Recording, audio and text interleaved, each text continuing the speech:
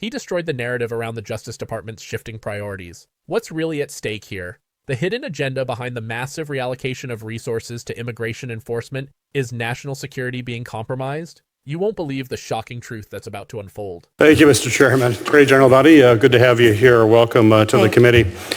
General Bondi, leadership at DHS has claimed that ICE and others who are carrying out immigration enforcement activities in support are covering their faces to protect themselves from being doxxed. And certainly I fully understand those concerns and I appreciate those concerns, and I think they're real concerns. But I'm deeply concerned that the lack of identification during these activities is dangerous both to the public as well as to the officers themselves. The public risk being harmed by individuals pretending to be immigration enforcement, which has already happened. We've seen that happen. And these officers also risk being injured by individuals who think they're basically being kidnapped or attacked by some unknown assailant. So my question for you, Attorney General Bondi, is given the number of DOJ employees currently conducting immigration enforcement activities in support of DHS, how are you going to ensure that the safety of the public and the officers, if they continue to not follow required protocol to identify themselves as law enforcement? And Senator Peters, that's the first time that issue has come to me about them you're saying that law enforcement officers, when they cover their faces. Right. I do know they are being doxxed, as you said. They're being threatened. Their families are being threatened. You know, Again, I get that. But they have to identify themselves. There is an insignia oftentimes. They have to identify themselves as law enforcement. People think, here's a person coming up to me, not identified, covering themselves. They're kidnapping. They'll probably fight back. That endangers the officer as well. And that's a serious situation. People need to know that they're dealing with a federal law enforcement official. Senator, I would be happy to look at that issue with you and talk to all of our partner law enforcement agencies, but I can assure you that if they're covering their faces now, it's to protect themselves. But they also want to protect all citizens, and that's something we can work together on to ensure the safety of everyone and their families. Yeah. And it's protecting themselves, too, if they identify themselves. It's not just the person, because someone's going to fight back if you just think a strange person with their face covered throwing you into a van. Most people will resist that. It sounds like you have a specific case, and I would be happy to talk to you about that at a later time, because I'm not aware of that happening, but I'd be happy to talk to you about that. We'd be happy to do it. I appreciate that. Thank you. Earlier this month, the administration announced it was launching an effort to ramp up immigration apprehensions by shifting more than 5,000 personnel from across federal law enforcement, including approximately 2,000 from within the Justice Department, away from their typical duties to focus on immigration-related cases, including targeting individuals whose status had been terminated by this administration. This effort is on top of previous directives for department officials to focus on immigration enforcement. Many of these officials impacted by these directives, unsurprisingly, say they're being forced to turn their attention away from other national security missions, including counterterrorism and cyber security. There has been public reporting that hundreds of FBI agents have been reassigned to immigration-related duties, and raising real concerns among agents themselves that the shift could hinder investigations into terror threats and espionage by China and Russia. And we have also heard concerns about resources being reoriented at the state and local level. Attorney General Bondi, I know the Justice Department officials have said that this president can walk and chew gum at the same time, and that you continue to hold all criminals accountable regardless of immigration status. But numerous reports on the ground from career government officials and some basic common sense would beg to differ. Given the attacks on Iran over the weekend, this issue has become even more salient, with threats from terrorists inspired by Iran, cyber attacks, often by Iran itself, or additional efforts by that regime to go after government leaders.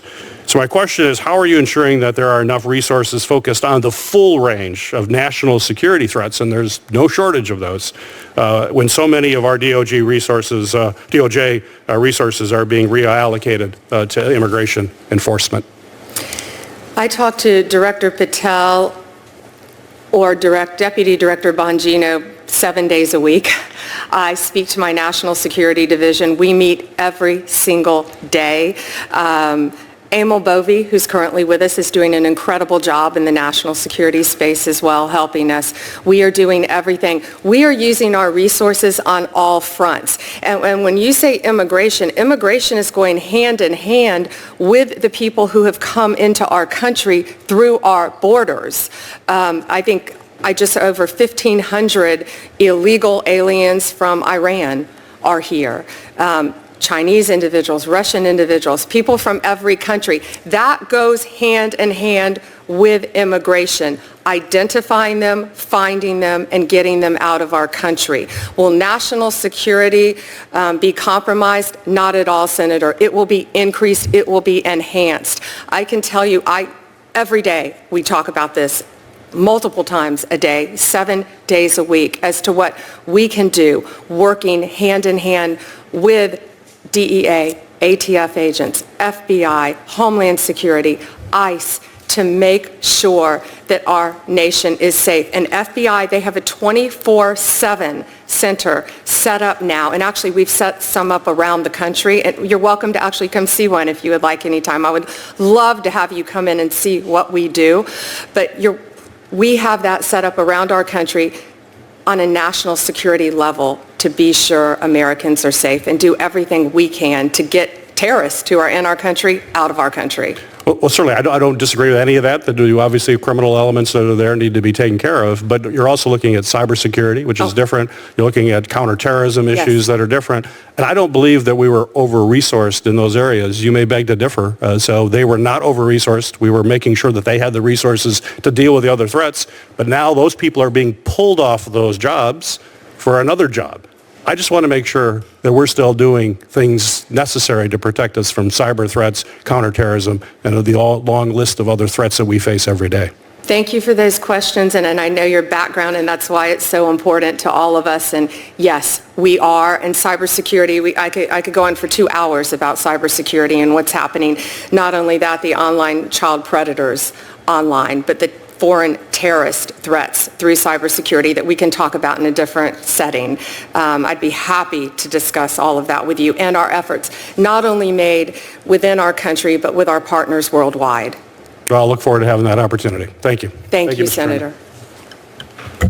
Thank you. What you just witnessed was a battle between political priorities and national security, a conversation that exposes the power struggle behind the scenes. The shift of over 5,000 DOJ employees to immigration enforcement has left critical national security efforts dangerously understaffed. This isn't just about resources, it's about sacrificing our safety in the name of political agendas. Let's break it down. The Justice Department reassigned hundreds of FBI agents and personnel from crucial national security roles to immigration duties. The ripple effect of this decision is profound. While the nation faces rising cyber threats and foreign terrorism, especially from regimes like Iran and China, we're seeing a critical shortage of resources to handle these dangers. Immigration enforcement, however, has been prioritized, leaving terrorism investigations and counterintelligence operations on the back burner. How does this decision make sense? The answer lies in the power dynamics at play. National security risks are being downplayed in favor of political goals, while Americans remain unprotected from rising threats. We heard the Attorney General try to assure us that national security won't be compromised, but can we really trust that claim when the facts speak otherwise? It's easy to disregard the consequences when the threats are abstract, but let's get real. The American people are paying the price for this misplaced focus. Terrorists, foreign agents, cyber attacks, all of these are not just threats on paper, but real dangers. And yet, immigration enforcement continues to be treated like the primary issue. The real scandal here is the government's willingness to prioritize political concerns over the safety and well-being of its citizens. Ask yourself this.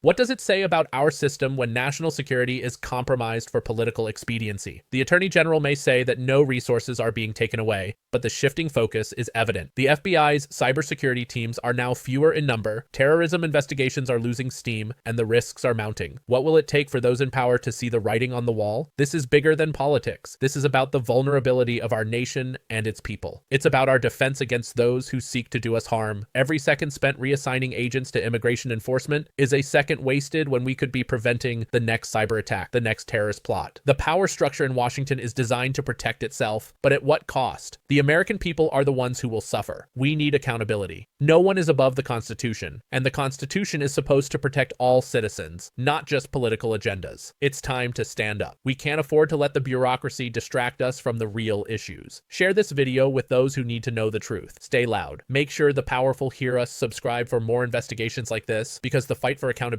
has only just begun.